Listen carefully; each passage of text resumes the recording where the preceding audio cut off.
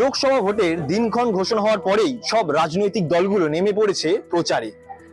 আজ সেই মতোই বিজেপির লোকসভার প্রার্থী দক্ষিণ কলকাতার দেবশ্রী চৌধুরী, তিনিও গতকাল আমরা দেখেছি কালীঘাট মন্দিরে পুজো দিয়ে তার প্রথম প্রচার শুরু করেছিলেন এবং দ্বিতীয় দিনে তিনি কিন্তু ঠাকুরপুকুর এলাকায় প্রচার শুরু করলেন। গৌরনগরে এসে তিনি দেওয়াল লিখন করলেন, পাশাপাশি গুরুচাঁদ মন্দিরে এসে তিনি পুজো দিলেন এবং বিভিন্ন ধরনের কর্মসূচি তিনি কিন্তু রাখছেন প্রত্যেক দিন। জোর কদমে বিজেপির তরফ থেকে শুরু হয়েছে প্রচার দক্ষিণ কলকাতায় এবং তিনি প্রত্যেকটা বাড়ি বাড়িতে গিয়ে এবং প্রত্যেকটা রাস্তায় দাঁড়িয়ে মানুষের সাথে জনসংযোগ করছেন।